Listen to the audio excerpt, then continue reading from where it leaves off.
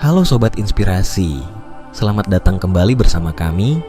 Di video kali ini, kita akan menemukan motivasi singkat dan inspirasi untuk menjalani hari-hari dengan lebih baik. Mari persiapkan wawasan baru yang bisa kita terapkan langsung dalam kehidupan sehari-hari kita. Mari kita renungkan, sebenarnya kenapa agama Islam sangat melarang meminum khamar? Apakah itu hanya untuk kesehatan? Atau ada hal lain yang lebih dalam? Faktanya, menghindari khamar bukan hanya sekadar menjaga fisik, tapi tentang melindungi jiwa, emosi, bahkan keluarga dan orang-orang yang kita sayangi.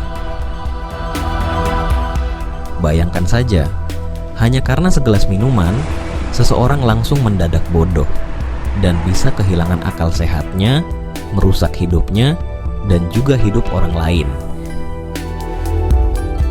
Mari bersama-sama kita lihat lebih jauh mengapa khamar disebut sebagai induk segala dosa. Satu tindakan kecil seperti minum khamar bisa membawa kita ke dosa-dosa yang lebih besar. Dalam Al-Quran surat Al-Ma'idah ayat 90, Allah mengingatkan kita, sesungguhnya meminum khamar, berjudi, berkorban untuk berhala adalah perbuatan keji yang datang dari setan. Maka, jauhilah agar kamu beruntung. Ini bukan hanya soal minuman dan mabuk, tapi ini soal apa yang terjadi ketika pikiran kita sudah tidak jernih lagi. Pikiran dan akal yang kabur akan membuka pintu dosa lain. Misalnya perkelahian, zina, bahkan pembunuhan.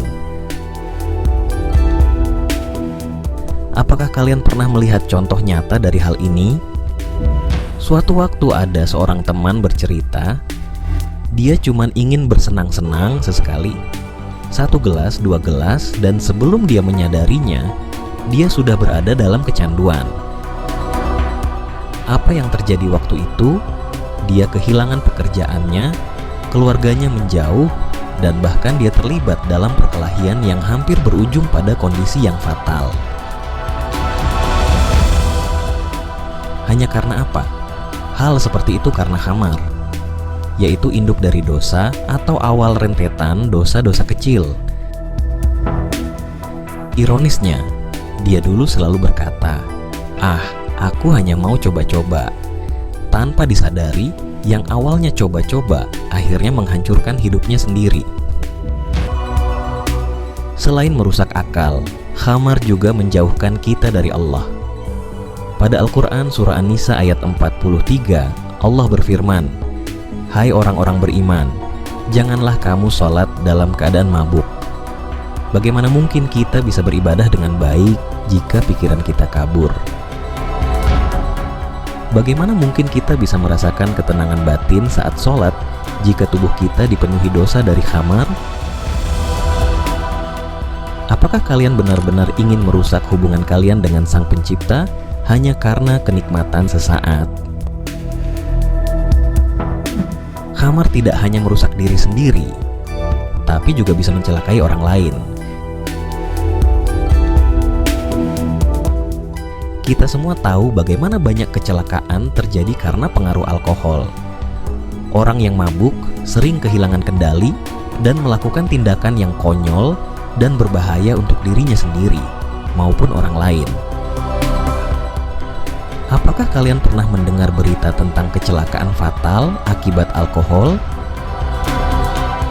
Seperti itulah, begitu mudahnya hidup seseorang berakhir hanya karena tindakan orang tak berakal dari orang yang mabuk.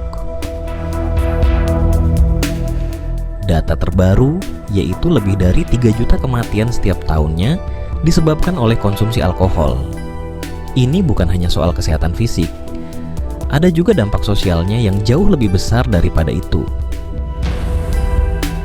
Keluarga hancur, ekonomi pribadi terganggu, bahkan stabilitas orang lain dan masyarakat bisa runtuh karena kebiasaan buruk ini. Khamar, sekali lagi adalah pintu masuk atau rentetan dosa-dosa lainnya yang lebih besar.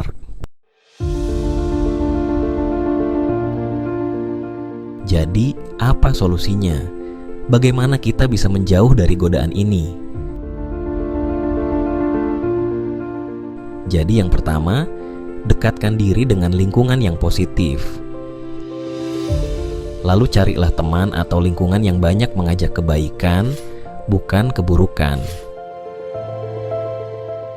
Kemudian yang kedua, isilah waktu luangmu untuk kegiatan yang bermanfaat, yaitu seperti olahraga, membaca, atau bahkan memperdalam ibadah kita.